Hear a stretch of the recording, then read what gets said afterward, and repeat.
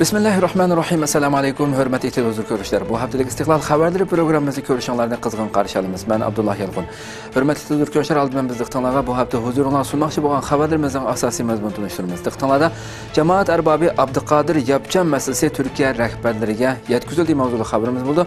Dünya Uyğur Qurultayı müavin rəisi Seyid Tümtürk əfəndi 10-cu ayının 1-ci günü Türkiyə parlamentində başda Türkiyə Cumhur rəisi Erdoğan başda buluş bilan birgə baş minister və başqa dövlət rəhbərlərinə Abduqadir Yapcan meselesini yetkizgen oldu.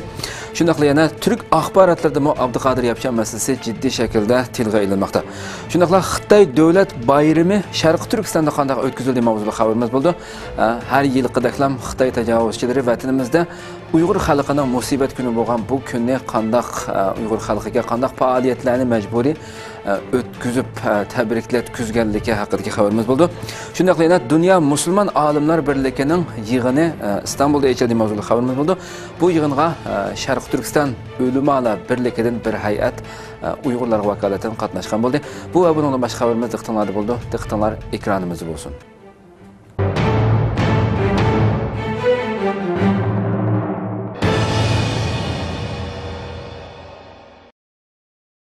Sharq Turkiston xalqi qarzga bo'g'ilmoqda. Xitoy tajovuzchilari Sharq Turkiston xalqiga qaratgan assimilyatsiya va bostirish siyosatlarini texmi yuqori chekda ijro qilish bilan birga iqtisodiy jihatdan qarzga bo'g'moqda.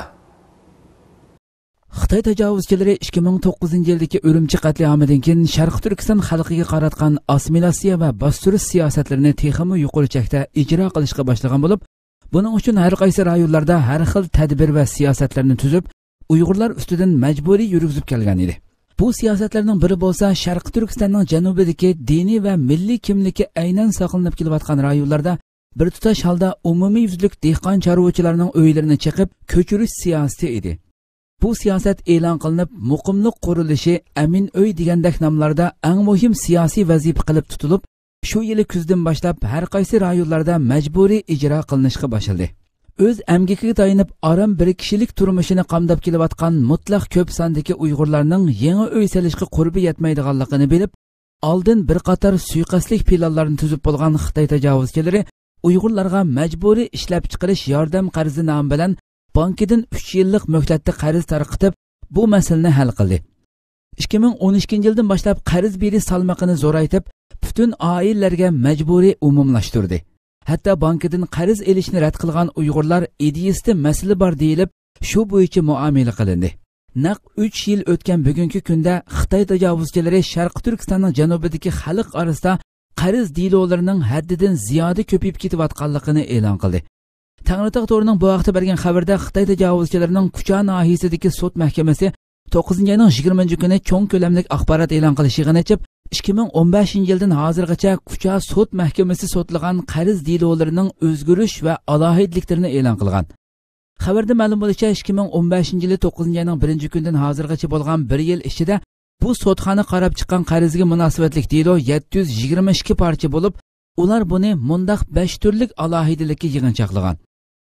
Birinchi, xalqning qarzga munosabatlik delolari haq talab savdo ishlari delosida bir qadar zo'r nisbatni egallagan. İkinci, ishlab chiqarish tijorat xarakteridagi zo'r sommalik qarz nisbati ro'shan oshgan. Uchinchi, ko'p xil obyektiv sabablar tufaylidan sud qilish qiyinlik darajasi oshgan. To'rtinchi, yangicha dalil isbotlar ko'paygan, isbot shakli ko'p xillashgan. Beshinchi, qarz berguvchi yuqori o'sim bilan qaytarishni talab qilish, qarz olguvchining o'simni muvofiqlashtirishni talab qilish delolari qatorliqlardan iborat. Xitoyning Kuchadagi sud o'rni yakunlab chiqqan bu alohidliklardan xalq ichidagi bu qarz masalalarining Uyg'urlar bilan Xitoy banklari o'tirisidagi masala ekanligini ko'rib olg'ili bo'ldi. Chunki bu masalaning 2015-yildan boshlab o'tiriga chiqishi va ko'p sonni egallashi dal Xitoyning keng ko'lamda majburiy qarz tarqitib, uni qaytarib olish muhlatining yiqilishiga ergishib eshib borgan. Ikkinchi qadamda ishlab chiqarish xarakteridagi zo'r sommalik qarz nisbatining eshishi 2009-yildan boshlab tarqatgan ishlab chiqarish yordam qarz muhlati bilan o'ng tanasib bo'lgan. Undan boshqa Sharq Turkistonda yuqori o'simli qarzni faqat Xitoy banklarida uchirtish mumkinligi hech kim rad qilmaydigan reallik.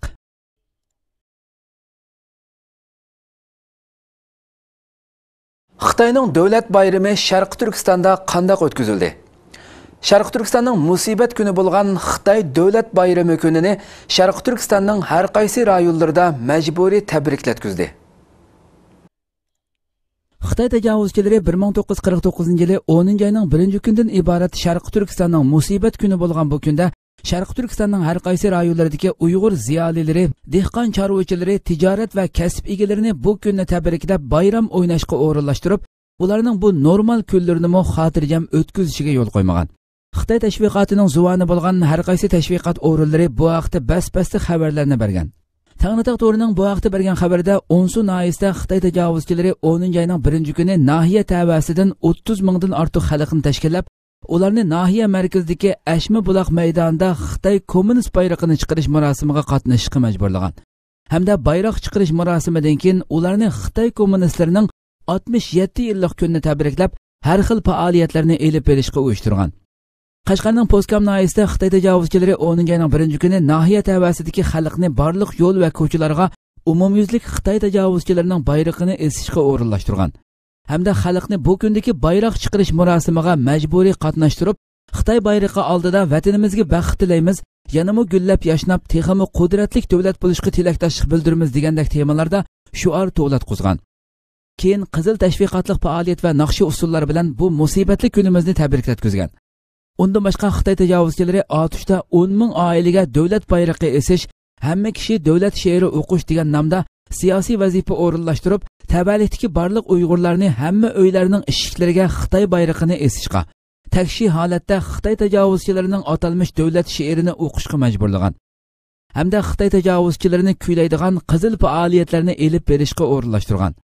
Sharq Turkiston xalqining har bir kuni mana mushuningdek qatmuqat qizil siyosiy vazifalar bilan o'tmoqda.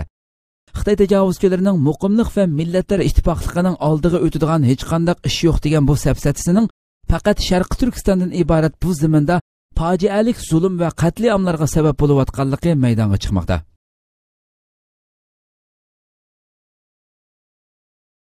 Xitoy tajovuzchiligiga qarshi namoyishlar elib berildi. Uyg'urlar 10-oyning 1-kuni Xitoyning Sharq Turkiston zaminini ishg'ol qilganligining 68 yillik munosabati bilan dunyoning har taraflarida namoyishlar elib bordi. Xitoy kommunistlari 1949-yili 10-oyning 1-kuni Sharq Turkiston zaminini ishg'ol qilganligining 68 yillik munosabati bilan dunyoning har taraflarida namoyishlar elib berildi. Dünya Uyg'ur qurultiyi, Uyg'ur Amerika jamiyati, Uyg'ur demokratiya va kishilik huquq organi qatorliq organlar birlikda Sharq Turkiston ishg'oliga qarshi 10-oyning 1-kuni Amerikaning poytaxti Washingtondagi Xitoy elchixonasining oldida ko'k bayroqlarni lapildatib namoyish elib bordi. Germaniyada Sharq Turkiston mustaqillik harakatlarining eng aktiv faoliyatlarini davomlashtirib kelayotgan Sharq Turkiston Yevropa birligi bilan Dünya Uyg'ur qurultiyi har yili bu kunda davomlashtirib kelayotgan bu namoyish faoliyatini bu yilmi to'xtatmadi. Kanada va Avstraliyada shu joyda turishli har qaysi jamiyatlar birlikda Xitoy elchixonalarining oldiga yig'ilib, Xitoy tajovuzchilarini Sharq Turkistondan chiqib ketishga chaqirish bilan birga Xitoy tajovuzchilarining Sharq Turkiston xalqi ustidan elib berayotgan tajovuz, bostirish va har xil zulmlarni darhol to'xtatishni talab qildi. Undan boshqa Xitoy tajovuzchilariga qarshi eng aktiv holatda harakat qilayotgan Shvetsiya bilan Yaponiyada bu xildagi namoyish faoliyatlari elib berildi. Turkiyada bo'lsa 15-iyul harbiy siyosiy o'zgarishdan keyin elib berilayotgan jiddiy holat sababi bilan har yili elib berilayotgan bu namoyish faoliyati elib berilmadi.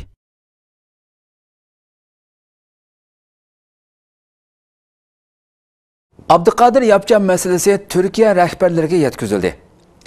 2016-yili 10-oyning 1-kuni Sharq Turkiston madaniyat va hamkorlik jamiyatining raisi, shuningdek Dunyo Uyg'ur qurultiyining muavin raisi Seyittum Turk apandi Turkiya davlat rahbarlariga hozir tutib turilayotgan Abduqodir Yapcan masalasini yetkazdi.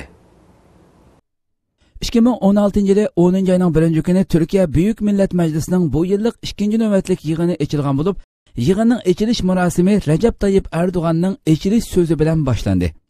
Yig'inning tunji kundagi ochilish marosimiga Sharq Turkistonliklarga vakolatan Dunyo Uyg'ur qurultiyining muavin raisi Seyittum Turk apandim qatnashdi. Bu jarayonda Seyittum Turk apandim Turkiya raisi Rajab Tayyip Erdo'g'an bilan parlament yig'in zalining sirtida 10 minut atrofida ko'rishib, Abduqodir Yapcan masalasini anglatdi.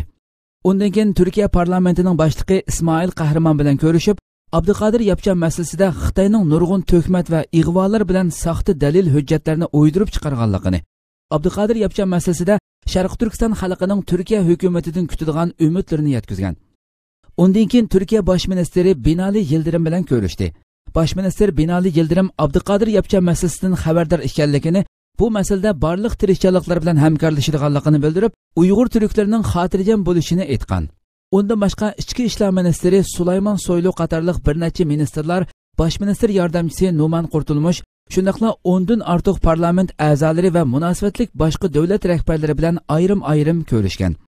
Seytim Türk apandim bu ko'rishish asnosida ularga yaxshi tilaklarni tilash bilan birga vatanimiz Sharq Turkistonni tunishtirib o'tgan hamda Sharq Turkistonda yuz berayotgan realliklar va hozirgi qiyinchiliklarimiz haqida to'xtalgan. Shundaqla ularga Sharq Turkiston xalqi nomidan utuq va muvaffaqiyatlarni tilagan.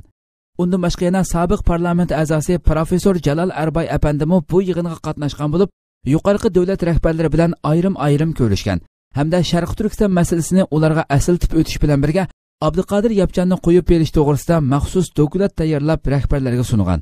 Yana bir tarafdan Sharq Turkiston ma'rif va hamkorlik jamiyatining talab qilishi bilan 10 oyning 1-kuni Turkiya parlament majlisiga berib, adolat ministri Bakir Bo'zdaq qatorliq bir qancha ministrlar bilan ayrim-ayrim uchrashib, Abduqodir Yapchan masalasini so'zlashdi va bu to'g'rida yozgan talab xatini o'z qo'li bilan topshirdi. Türkiye matbuatlari Abduqodir Yapchan masalasiga jiddiy e'tibor bilan qaramoqda. Xitoy tajovuzchilarining ayıplashi bilan Turkiya hukumat tarafidan tutib turilayotgan jamoat arbobi Abduqodir Yapchan masalasiga Turkiyadagi nufuzli axborotlar alohida ko'ngil bo'lmoqda. 8-ayning 28-kuni Xitoy tajovuzchilarining ayıplashi bilan Turkiya hukumat tarafidan tutib turilgan jamoat arbobi Abduqodir Yapchan saq bir oydan keyin, ya'ni 9-ayning 29-kuni qo'yib berilib, Ertesi cuma namazdan keyin yana Turkiya doiralari tarafidan tutib ketildi. Buningga qarata Turkiyadagi nufuzli axborotlar alohida ko'ngil bo'lgan bo'lib, bu haqda tafsiliy xabarlarni bermoqda. Yangi Akit va Yangi Shafaq gazeti Uyg'urlarning nazarida yuksak hurmatga ega bo'lgan Abduqodir Yapchanning hayoti haqida to'xtalib, u kishining Barin inqilobidan keyingi Xitoy tajovuzchilarining qonliq qirg'in va bostirishlari, diniy madrasalarni taqab ma'rifat egalarini qamoqqa elishlari natijasida 3 yil Xitoy turmasida nahaq yotganligi, undan keyin 2001-yildan tortib 15 yildan beri Istanbulda yashayotganligi va bu jarayondagi faoliyatlarini tonishtirish bilan birga, shundan beri bu kishi Xitoy tajovuzchilari tomonidan Turkiya hukumatiga to'xtamay shikoyat qilinib kelganligini bildirgan. 2003-yil va 2008-yillari Xitoyning asossiz ayblashlari va shikoyatlari bilan 2 qatim Turkiya hukumati tomonidan tutilib qo'yib berilgan Abduqodir Yapchanning bu qatim tutilishi to'g'risida her iki gazet o'xshash ifoda bildirgan. Yangi Shafaq gazetining bildirishicha, Abduqodir Yapchan Turkiya hukumati tomonidan tutilgandan keyin onasining Xitoy tajovuzchilari tomonidan tutilganligini bildirgan. Yangi Akit Abduqodir Yapchan masalasiga qarata Xitoy doiralari Abduqodir Yapchanning Xitoy sirtidagi faoliyatlarini cheklashga urinib, tahdid qilib kelayotgan bo'lib, Abduqodir Yapchanning tutilishi uchun hech to'xtab qolmasdan kuchab kelmoqda. Abduqodir Yapchan tutilgandan keyin Xitoy o'ziga sodiq bo'lgan sotqin, vijdonsiz xoinlarni ishga silib, ijtimoiy aloqa uchur vositalari orqali Turkiyadagi Uyg'urlarni kuchkurtib, har xil ig'volar orqali ularni qonunsiz ish faoliyatlari bilan shug'ullanishga rag'batlantirmoqda. Hatto Bakirko'y adolat sariya oldiga ayol Uyg'urlarning yuzlariga maska taqib, necha ming bo'lib to'planib, qonunsiz ish faoliyat qilishga ilhomlantirgan edi. Demak, Xitoy va ularning odamlari Turkiyadagi Uyg'urlar bilan ularga bag'rini ochgan turk xalqi va hukumati orasida surkilish va qarshiliklarni paydo qilishga kuchab kelmoqda. Ammo sog'lom aql har qachon botil ustidan g'olib kelgandek, Xitoyning tajovuzi, zulmi va qatli amlaridan qechib Turkiyaga kelgan Sharq Turkistonlik Uyg'urlarni Xitoyning bu fitna va hiyla-mekinlik urinishlari oldi olmaydi degandek jumlalar orqali o'z ko'z qarashlarini ifodalagan. Xalqaro Qonunshunoslar birligi Abduqodir Yapchanni darhol qo'yib berishni talab qildi. Markaziy Istanbulga joylashgan Xalqaro Qonunshunoslar birligi Xitoyning qizil uqtirishiga asosan tutilgan Sharq Turkistonlik jamoat arbobi Abduqodir Yapchanning darhol qo'yib berilishini talab qilib bayonot e'lon qildi. Markaziy Istanbulga joylashgan Xalqaro Qonunshunoslar birligi Xitoyning qizil uqtirishiga asosan Turkiya hukumati tomonidan tutilgan Sharq Turkistonlik jamoat arbobi Abduqodir Yapchanning darhol qo'yib berilishini talab qilib bayonot e'lon qildi. Xalqaro Qonunshunoslar birligining raisi professor Najati Ceylanning imzosi bilan e'lon qilingan bayonotda mundaq deyilgan: Sharq Turkiston turklarining nazarida yuksak hurmatga sazovar jamoat arboblaridan biri bo'lgan 15 yildan beri Turkiyada yashayotgan Abduqodir Yapchan 2002-yili Xitoy tarafidan Xitoyni bo'lib parchalamoqchi bo'lgan degan jinoyat bilan ayblanib chiqarilgan qizil uqtirishni 14 yildan keyin yangidan davron silib qayta ko'tarib chiqqanligi sababidan İstanbuldagi Bakırköy Adliya mahkamasiga keltirilib tutqun qilingan. Abduqodir Yapchan 15 yildan beri Turkiya vatandoshi bo'lishini talab qilib kelganiga qaramasdan hozirgacha Turkiya tarafidan vatandoshlik berilmay, Turkiyada turish ruxsati bilan siyosiy panohlanuvchi sifatida yashab kelgan edi. Abduqodir Yapchan Sharq Turkiston xalqining butun haq-huquqlarini qo'g'dab kelgan hamda yoshlarni terrorlik faoliyatlariga qarshi ong bilan yetaklab kelgan bir rahbardir. Xitoy Abduqodir Yapchanni qaytirib berish to'g'risidagi materiallarni Turkiya doiralariga yo'llagandan keyin Sharq Turkistondagi 84 yoshli onasini tutqun qilganligi ma'lum. Abduqodir Yapchanning terrorlik doirasiga kiradigan hech qanday bir faoliyat bilan shug'ullanmaganligi alohida ta'kidlab askartilgan bu bayonotda tutqundagi vaqtining darhol xotim berilib, bekor qilinishi va jiddiy shaklda qo'yib berilishi talab qilindi. Xitoy axborotni cheklashda yangi belgilama chiqardi. Xitoy doiralari xalqning ma'lumotga erishish haqqini texmi bo'g'ib, axborot uchur vositalarining hammasiga 30 moddalik yangi belgilama chiqardi va bu zo'ravonlikni 10-oyning 1-kunidan boshlab rasmiy ijro qilishga boshladi. Xitoy taftish mahkamasi 2016-yili 20-sentabr kuni o'zining tor betida jinoiy ishlar delolarini bajarishda elektronlik sonliq ma'lumotlarni to'plash, elish va tekshirib hukm qilishdagi bir qancha masala to'g'risida degan temada bir belgilama e'lon qilgan. Berilgan ma'lumotlarga qaraganda 30 moddadan tarkib topgan bu belgilama 10-oyning 1-kunidan boshlab rasmiy ijro qilinishga boshlagan bo'lib, uningda Xitoy soqchilari taftish va sud xodimlariga jinoyat gumondori deb qaragan kishining elektronlik sonliq ma'lumotini yig'ish, to'plash, shaxsiy undidori, tor diskisi, mikroblogi, elxat shundaqla boshqa ijtimoiy aloqa vositalari qatorliqlarini xohlagan vaqtda tekshirib dalillash huquqi berilganligi o'ttirg'a qo'yilgan. Undan boshqa yana elektronlik sonliq ma'lumot o'zgartirish yoki yo'qotib etilish xavfiga duch keldi deb qaralganda, soqchi va taftish organlari elektronlik sonliq ma'lumotlarni to'ngiltish, tor hisobotini taqash qatorliq usullarni qo'llanib, delo ishlashga bo'ladigan materiallarni saqlab qilishga bo'ldiganligi tilga ilingan. Bu belgilemada tilga ilingan elektronlik sonliq ma'lumot degan uqumga mundaq aniqlim berilgan bo'lib, torbat, blog, undidor, do'stlar chambariki, yon telefon qisqa uchurlari, abonentning tizimlatish uchuri, kimlik e'tirof uchuri, elektronlik savdo xotirasi qatorliq uchuri, arxiv, surat, unsin qatorliq elektronlik hujjatlar qatorliqlarning hammasi elektronlik sonliq ma'lumot doirasiga kirdi deb izohlangan. Belgilama e'lon qilingandan keyin Sharq Turkistondagi Uyg'urlar Xitoy tajovuzchilari tomonidan ishlatishga ruxsat qilgan birdan-bir ijtimoiy aloqa quroli bo'lgan undidorda, undidorning do'stlar chambarikida va salonlarda bu xabarni bir-biriga alohida tavsiya qilishib, telefon ishlatganda qattiq diqqat qilishni va hushyor bo'lishni ogohlantirgan. Bu ogohlantirishlarda tuvandagidek mazmunlar tilga ilingan. Bexatarlik xizmati ehtiyoji bilan telefonlar qattiq tekshirilyotdi. Shunga telefon ishlatmoqchi qarindoshlar qattiq diqqat qilinglar.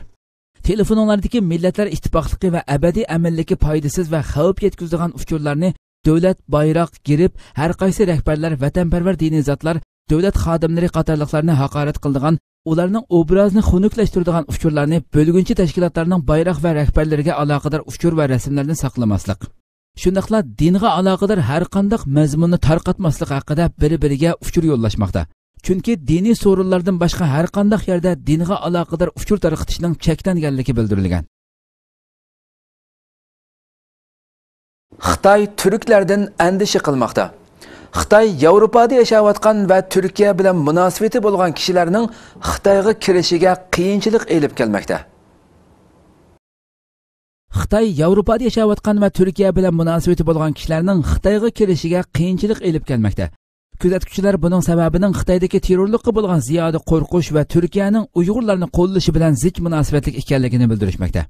Germaniyada va Yevropaning har qaysi joylarida yashayotgan turklar, turkcha ismi bo'lganlar, Turkiyaga sayohat va dam olishga kelganlarga Xitoy o'z davlatiga kirishda zo'r qulaysizliklarni keltirmoqda.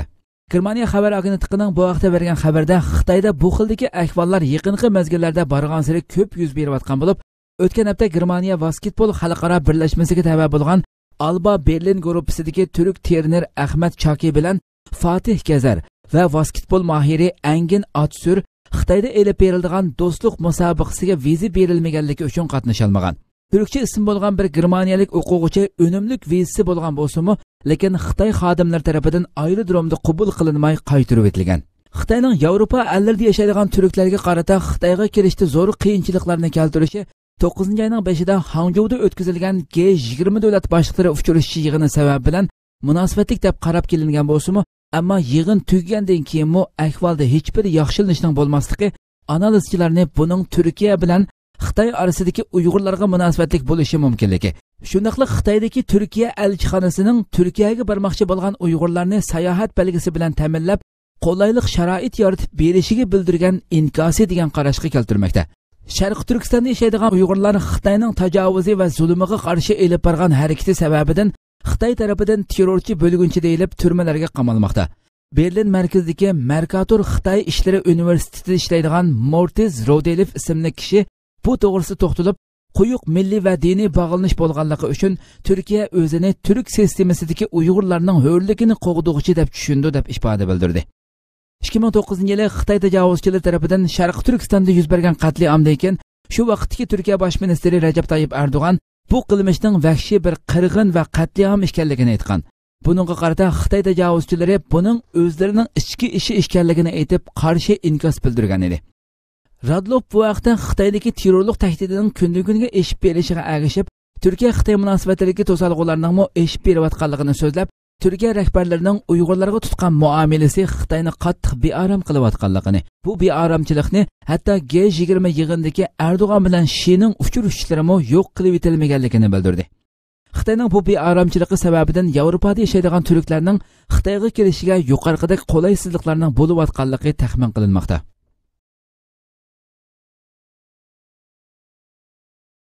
Sharq Turkiston nefti zo'r kuch bilan talon-taroj qilinmoqda. Xitoy tajovuzchilari Tarim neftdagi qarmaqidagi 2009-yili ishga kirishtirilgan Xanaqatam neftlik rayonida 5.258.000 tonnadan ortiq neft olganligini bildirdi va har kuni elinayotgan neft miqdorining 3.100 tonnadan oshayotganligini bildirdi. 10-oyning 3-kuni Xitoy tajovuzchilarining Sharq Turkistondagi televiziya tashviqotlaridan biri bo'lgan Xinjiang TV kanalining bergan xabarida Xitoy tajovuzchilari Tarim neftdagi qarmaqidagi 2009-yili ishga kirishtirilgan Xanqatam neftlik rayonidan iborat mushu bir neftlik rayonida 5.258.000 tonnadan ortiq neft olganligini bildirgan. Xanqatam neftligi Sharq Turkistonning eng qadimiy madaniyatga ega bo'lgan shalliq tarixlarning shohidi Kuchar tavalligida bo'lib, Xitoy tajovuzchilari bu rayondan g'oyat zo'r neft zapasini bayqagandan keyin boshqalarning diqqatini qo'zg'amaslik uchun Tarim neftligining bir rayoni qilib bekitib 2009-yildan boshlab rasmiy turda neft elishga boshlagan. Bu neftlik rayoni aslida butunlay Uyg'urlar o'ltiraqlashgan yezi bo'lib, Xitoy tajovuzchilarining bu rayonda neftlik bazasi qurish uchun jiddiy turda tutish qilishi natijasida bu rayondagi Uyg'urlar majburiy holda neftlik rayonining atroflariga yo'tkalgan. Berilgan xabarda ma'lum bo'lishicha, Xitoy tajovuzchilari Xanaqatam neftlik rayonini mashg'ulot rayoni, neft rayoni, ishlab chiqarish rayoni, yangi bo'z yer o'zlashtirish rayoni degandek 7 rayonga bo'lgan bo'lib, faqat eng kichik bo'lgan neft rayonining o'zida 5000 kvadrat kilometrga yetadigan. Mashg'ulot rayonining o'zida neft elinayotgan quduqdan 249 neft quduqi bo'lib, buning ichidagi 83 quduq alohida yuqori mahsulotli quduq ekan. 155 quduqning ayrim yakki neft mahsuloti 10,000 tonnadan oshadi ekan. Xitoy doiralarining kichikiltib ko'rsatgan ma'lumotida bildirishicha, mashg'ulot rayonidagi 249 quduqdan har kuni elinayotgan neft 3100 tonnadan oshib o'tibdi. Xitoy tajovuzchilari 2009-yildan boshlab bu rayonda neft elishni boshlagandan beri uzluksiz turda texmi markazlik holda ko'lamlashtirib va doirasini kengaytirib, neftning elinish miqdorini yildan yilga oshirmoqda ekan. O'z tuprog'i va zamindan chiqayotgan bu boyliqlarga aslo ega bo'la olmayotgan Sharq Turkiston xalqi Xitoy tajovuzchilari tomonidan to'xtamay qarilinib, terrorchi, milliy bo'lgunchi degandek nomlar bilan turmalarga elinmoqda. O'z zamindan chiqayotgan boyliqlarga ega bo'lish emas, balki insondek yashash huquqiga erisha olmayotgan Sharq Turkiston xalqi asli o'zlarining haqqi bo'lgan boyliqlarini tajovuz va zo'rlik bilan elib ketayotgan Xitoy tajovuzchilarini madhiyalab, ularga naqshi o'qib, usul o'ynab berishga majburlanish bilan birga o'z aqida va milliy kimliklariga ega bo'la olmay yashamoqda. Dünya Müslüman Alimler Birliği'nin yığınıga Uygur alimlerimi katnaştı. Dünya Müslüman Alimler Birliği Avrupa Fatva ve Tadqiqatçılar Komitetining yig'ini İstanbul'da ochildi. Yig'inga Uyg'urlarga vakolatan Sharq Turkiston Ulamalar Birligidan bir hay'at qatnashdi. Dünya Müslüman Alimler Birligining Avrupa Fatva ve Tadqiqat Komiteti tarafidan uyushtirilgan 26. navbatlik diniy olimlar yig'ini İstanbul'da ochilgan bo'lib, bu yig'inga Dünya Müslüman Alimler Birligining raisi Yusuf Qaradavi ve baş katibi Ali Al-Qaradag'i qatorliq mashhur olimlar bilan birlikda dunyoning har qaysi joylaridan kelgan ko'p sondagi diniy olimlar qatnashdi. Yig'inning ochilish marosimida Turkiya Diniy ishlar boshqarmasining raisi professor Mehmet Görmez ochilish nutqi so'zlagan bo'lib, undan keyin Dünya Müslüman Alimler Birligining raisi Yusuf Qaradavi muhim so'z qilgan. Yig'inda tinchlikni qanday qilib ishga oshirg'ili bo'ladi degan bosh tema ustida muzokara elib berilgan bo'lib, hozirgi vaqtda islom dunyosida yuz berayotgan o'zgarishlar, vaqa va hodislarga qarata tinchlikni asos va shart qilib, islom shundaqla musulmonlarga qarshi elib berilayotgan qatliam va zo'ravonlik harakatlariga qarshi turish, musulmonlarni mudofaa qilish to'g'risida muhim qarorlar o'tirg'a qo'yildi. Undan boshqa dunyoning boshqa joylaridagi osonlik musulmonlarning haq-huquqlarini qo'g'dash, ularga ko'ngil bo'lish va ularning masalalarini hal qilish to'g'risida muzokaralar elib berildi. Bu yig'inga Sharq Turkistonliklarga vakolatan Sharq Turkiston Ulamalar Birligidan Abdul Hakimxon Mahsum, İbrahim Damullam, Doktor Abduxoliq Uyg'ur, Sharq Turkiston Ma'rifat va hamkorlik jamiyatining raisi Hidoyatullo O'g'izxon qatorliqlar qatnashdi.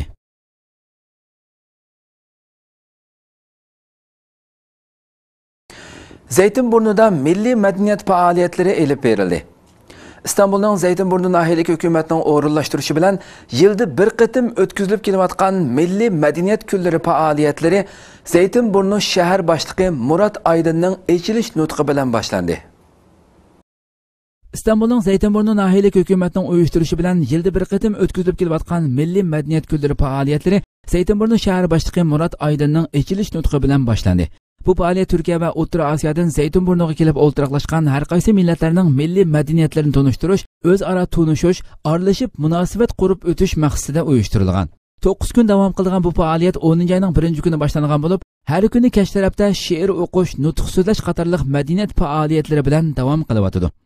Bu faaliyetga Türkiye ve Türk dunyosi uchun faoliyat qilgan Zeytinburnudagi 24 ijtimoiy jamiyat ko'rgazma ochgan bo'lib, ko'rgazmada har qaysi millatlar o'zlarining madaniyat urf-odatlari, yemek-ichmak, kiyim-kechak, chalg'u asboblarini tanishtirib kelmoqda.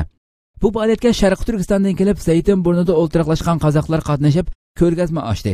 Markaziy Zeytinburnuga joylashgan Qozoq turklari ta'lim-tarbiya va hamkorlik jamiyati, Qozoq turklari vaqfi qatorliq jamiyatlar ayrim-ayrim ko'rgazma ochib, qozoqlarning madaniyat urf-odatlarini tanishtirdi.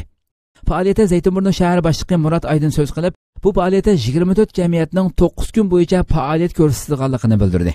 Murat Aydın mundaq dedi. Bu faaliyetning tunji kuni Türk dunyosidan, Sharq Turkistondan, ota yurtimizdan necha yillar ilgari kelib Zeytinburnuda o'ltiraqlashgan qarindoshlarimizning jamiyatlari bugun kechda bu yerda faoliyat ko'rsatdi. Men bu yerda 9 kun bo'yicha bizlar bilan birlikda bo'lgan Zeytinburnu xalqiga va 24 ommaviy tashkilotga tashakkur aytaman. Egallanishcha bu faaliyatga Uyg'urlarga vakolatan Sharq Turkiston Ma'rifat hamkorlik jamiyati qatnashadiganligini bildirib, Zeytinburnu shaharlik hukumat madaniyat faoliyat mudiriga iltimos sungan bo'lsa-mu, bu yil kechikib qolganligi sababidan qatnasholmaydiganligini bildirgan va kelar yili Uyg'urlar uchun maxsus o'rin ajratadiganligini ifodalagan. Biz bu faoliyatlar to'g'risida fikr qarashlarini elish uchun faoliyatni ko'rgazma ochgan Qozoq turklari ta'lim-tarbiya va hamkorlik jamiyatining faxriy raisi Yaqubjon va raisi Sarkan Dinchturk bilan suhbat elib bordik. Yaqubjon mundaq dedi: Biz bu faoliyatda Sharq Turkistondan Anatoliyaga ko'chib kelgan insonlarning ijtimoiy hayotini tanishtirib faoliyat ko'rsatyapmiz. Bu yerda o'xshamagan xalqlar bir yerga jam bo'lib, o'zaro tanishish, munosabatlarni kuchaytirish jihatida muhim faoliyatlar elib berilyapti. Bu yerga qatnashuvchilar Sharq Turkistondan kelgan qozoqlar, Uyg'urlar, o'zbek va qirg'izlarga eng ko'p qiziqyapti. Ular haqida ma'lumot so'rayapti. Bizmi ularga bilishimizni tushuntirishga tirishyapmiz. Bugünlerde Doğu Türkistan davası dünyada, Türkiye'de çok önemli gündem yaratmaktadır. Qozoq turklari ta'lim-tarbiya va hamkorlik jamiyatining raisi Sarkan Dinchturk bu ko'rgazmaning ochilish maqsadi va ahamiyati to'g'risida to'xtalib mundaq dedi. Biz Sharq Turkistondan Turkiyaga ko'chib kelgan qozoqlar bo'lish sifatimiz bilan Zeytinburnuda qurgan Qozoq turklari ta'lim-tarbiya va hamkorlik jamiyatimiz ko'rgazma ochdik. Ko'rgazmada o'z madaniyatlarimiz, urf-odatlarimizni tanishtiryapmiz. Qo'l hunar san'atlari, yemak-ichmaklarimizni tanishtirish maqsadida ko'rgazma ochdik. Serkan Dinçtürk yaqindan buyon Turkiyada Uyg'ur masalasiga qarata o'tirg'i chiqayotgan o'zgarishlarga qanday qaraysiz degan savolimizga javob berib mundoq dedi. Türkiye Cumhuriyeti'nin chegarasi ichida bu yerning qonunlari bo'yicha qurilgan jamiyat va tashkilotlarning faoliyatlari ustida bir turkum tekshirish va kuzatish elib berilyotdi. Biroq Sharq Turkiston da'vosi butun dunyoning bilgandek mazlum xalqning da'vosidir. Bu da'vo Türkiye Cumhuriyeti tarafidan dastlabki qadamdan boshlab qo'llab-quvvatlanayotganligini yaxshi bilamiz. Bu vaqtda bir turkum haqsizlik va yoki xatolik bo'lsa, bu yerdagi jamoat arboblarining Sharq Turkiston masalasiga ko'ngil bo'lib tashkilot rahbarlarining va bu xalqning yetakchilari bilan ko'rishib, o'rtaq qaror olish kerak. Ammo Sharq Turkiston da'vosi uchun xizmat qilgan, bu yo'lda kurash qilayotgan, bu yo'lda butun hayotini fido qilgan insonlar haqsizlikka uchramasligi kerak. Agar bu yo'lda haqsizlikka uchragan insonlar bo'lsa, to'g'ri shaklda Oliy sud mahkamasi tarafidan adil bir chora tepib chiqishini qo'llayman. Doğu Türkistan davası tüm dünyanın bildiği üzere mazlum bir milletin davası. Bu dava Türkiye Cumhuriyeti Devleti tarafından ilk gününden itibaren desteklendiğini çok yakından bilmekteyiz. Bu konuda yapılan bir takım haksızlıklar ya da bir takım yanlışlar varsa buradaki kanaat önderleri, Doğu Türkistan davasını savunan, bu manada gerçekten hak ettiği şekilde çalışan derneklerin başkanları, yönetimleri veya bu toplumun önderleriyle görüşülerek bu yönde kararlar alınması gerekir. Tabii ki Doğu Türkistan davasını kullanarak kendine prim yapmaya çalışan, bu davayı kendi çıkarları için kullanmaya çalışan insanların engellenmesi gerekir. Ama gerçekten Doğu Türkistan davası için çalışan, bu uğurda mücadele eden, bu uğurda bütün bir ömrünü feda eden insanların da bu kategoriye sokulmaması gerekir. Onların bu konuda çok dikkatli tahlil edilmesi ve bu konuda bu yönde karar alınması gerektiğine inanıyorum. Bu konuda eğer şu anda sıkıntı yaşayan insanlarımız varsa da Yüce Türk Adalet tarafından bir an önce bu konuda bir sağlıklı bir çözüme kavuşturulması taraftarıyım. Uyg'urlarga aloqador hujjatlik film ishlandi. Zaytinburnu Madaniyat kunlari faoliyati munosabati bilan bir qancha parcha hujjatlik film ishlangan bo'lib, buning bir bo'limi maxsus Uyg'urlarning tarixi, jo'grafiyasi, madaniyat, urf-odatlari va hozirgi ahvolini tasvirlagan. Zaytinburnu Madaniyat kunlari faoliyati munosabati bilan bir qancha parcha hujjatlik film ishlangan bo'lib, buning bir bo'limi maxsus Uyg'urlarning tarixi, jo'grafiyasi, madaniyat, urf-odatlari va hozirgi ahvolini tasvirlagan. Bu hujjatlik filmda Murat Aydın bilan Sharq Turkiston Ma'rif va hamkorlik jamiyati raisi Hidoyatullo O'g'izxonning Uyg'urlar haqidagi fikr qarashlariga yer berilgan. Bütün faaliyetlerimizin cevheri, yani esas güçlü bir şeysi burada oluyor, bizim Doğu Türkiston Ma'rif Derneği'nin çalışması. O nedenle bizim eğitimden başladık. Bütün ta anaokuldan itibaren doktoraya kadar olan bütün eğitim merhalelerini biz derneğimiz ve kardeş vakıf çalışmalarımız var bizim derneğimizin. Bu aracılığıyla bizim Doğu Türkistan'dan gelen veya burada büyümekte olan neslimizin iyi yetişmesini sağlamak için onlara burs vermek, onların eğitim müesseselerine girmeleri ve diğer bütün ihtiyaçlarını karşılamak için elimizden geleni yapıyoruz. Şehir başlığı Murat Aydın hujjatlik filmda Uyg'urlar to'g'risida to'xtalib mundoq dedi. Zaytinburnu demografik jihatda faqat Turkiyaga emas, balki butun Türk dunyosiga ulgu bo'ladigan bir shahar. Zaytinburnuga kelgan insonlarning ko'pinchisi tug'ilgan yurtlarida orzu armonlarini amalga oshira olmaganligi uchun va yoki siyosiy besimga uchraganligi uchun Turkiyaga va Zaytinburnuga kelib o'ltiraqlashdi. Shuning uchun men o'zimning Turkiyaning eng baxtli shahar boshlig'i bo'lganligimga ishonaman. Qimmatli Sharq Turkistonliklar, Qozoq, O'zbek, Qirg'iz, Uyg'ur, Turkman qarindoshlarim. Haqiqatan dasturxonning har turli nozu ne'matlarini, ko'ngil ko'ksining kengligini, sexiyligini eng oldingi qatorda qo'ygan insonlar sizlar. Men sizlarga rahmat aytaman. Qachon yeninglarga kelsak, butun tamoqlarni o'ttirg'a qo'ydinglar. Sutlik choy ichishni sizlardan o'rgandim. Uyda nima bo'lsa, hammani mehmonning oldiga elib chiqish axloqini sizlardan o'rgandim. Bu axloq Anatoliya insonlardami bor, ammo sizlarda texmi yuqori pallada bor ekan. Bu madaniyatlarni Zaytinburnida bizlarga umumlashtirdinglar. Shuning uchun sizlarga ko'p rahmat aytaman. biz Anatoliyadagi madaniyatlarimizning, ota yurtimizdagi madaniyatlarimizning Zeytinburnu'da yo'qolib ketmay davom qilishini xohlaymiz. Şeklinde bir ilçe. Demografik yönüyle Zeytinburnu ilçemiz değil Türkiye, aslında Türk dünyasının özeti gibi bir yer. Yurt dışından gelenler daha çok hayallerini doğdukları o ülkelerde gerçekleştiremedikleri için ya da üzerlerinde ciddi bir siyasi baskı olduğu için Türkiye'mize özelde Zeytinburnu'na gelmişlerdir. Ama Anadolu'nun farklı bölgelerinden Zeytinburnu'na gelen hemşehrilerimiz de hayallerini gerçekleştirmek için buralara gelmişlerdir. Onun için ben kendimin Türkiye'nin en şanslı ilçe belediye başkanı olduğuna inanıyorum. Sevgili Doğu Türkistanlı, Özbek, Kazak, Kırgız, Türkmen, Uygur kardeşlerim, sofranın zenginliğini, gönlün zenginliğini, cömertliği gerçekten en üst düzeyde yaşatan ve yaşayan insanlarsınız. Ben sizlere müteşekkirim. Ne zaman ki yanınıza geldik, varınızı yoğunuzu ortaya koydunuz. İşte sütlü çayı ben sizde öğrendim.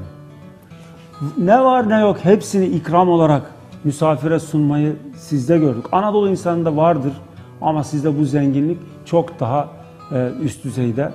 Bu zenginlikleri Zeytinburnu'nda bize yaşattınız. Ben sizlere çok teşekkür ediyorum. Biz istedik ki Anadolu'daki kültürümüz, Zeytinburnu'nda yaşayan hemşehrilerimizin geldiği coğrafyalardaki kültürümüz unutulmasın, büyük kültürümüze, ülkemizin kültürüne katkı vermeye devam etsin. Biz burada ürettiğimiz hizmetleri halkımızdan aldığımız destekle gerçekleştiriyoruz. Sizlere müteşekkiriz. Çok çok teşekkür ediyorum. Türkiye bilen Irak arasındaki soğukçılık.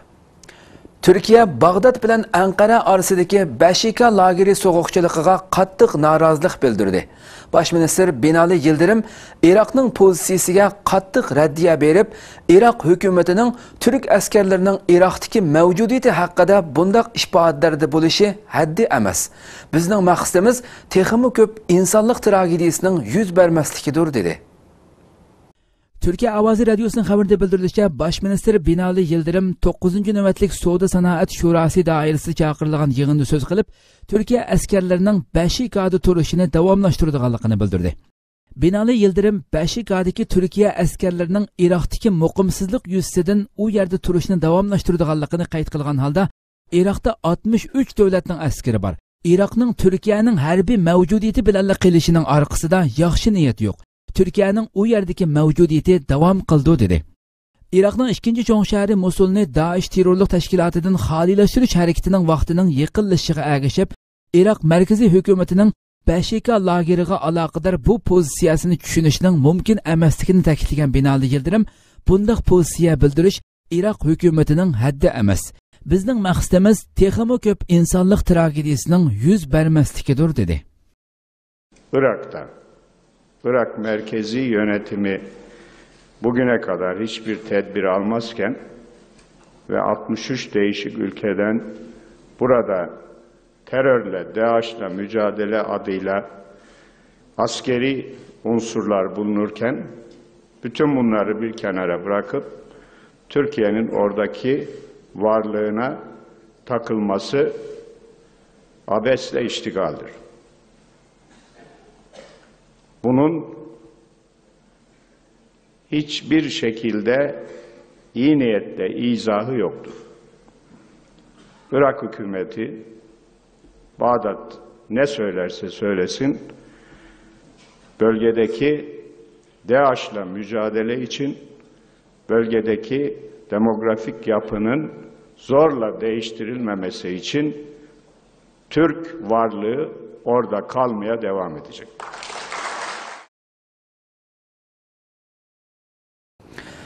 Xitoy Amerikaga tahdid soldi. Uzundan beri Amerikaning Janubiy Koreyadagi bombadan mudofaa sistemasini o'rnatishga qarshi chiqib kelayotgan Xitoy bu qatim Amerika va Koreyani qattiq ayblab tahdid soldi. Uzundan beri Amerikaning Janubiy Koreyadagi bombadan mudofaa sistemasini o'rnatishga qarshi chiqib kelayotgan Xitoy bu qatim Amerika va Koreyani qattiq ayblab tahdid soldi. Xitoy Kommunist Partiyasining rasmiy axborot organi bo'lgan Xalq gazeti bu haqda Xitoy ovozi deb tanilgan Jongshin ismi bilan imzoliq maqola e'lon qilib, Amerika va Janubiy Koreyaning Shimoliy Koreya chegarasi atrofiga bombadan mudofaalik sistemasini o'rnatishiga qarshi, agar Amerika va Janubiy Koreya Xitoy zamin tavalligining strategik qo'g'dinishiga tahdid elib kelsa, buningga qarshi o'xshash tayyorliklar bilan ig'ir badal to'ltidi deb inkas bildirgan. Ammo bu tayyorlik to'g'risida hech qanday tushuncha bermagan. Amerika va Janubiy Koreya Shimoliy Koreyaning bomba va yadro qurol siniqi elib berishidan keyin bombadan mudofaalik sistemasi o'rnatish haqida birlikka kelib kelishim hosil qilgan. Hamda Janubiy Koreyaga o'rinlashtirilgan bu sistemaning Xitoy va atrofdagi boshqa davlatlarning bexatarligiga hech qanday tahdid elib kelmaydiganligini degan edi.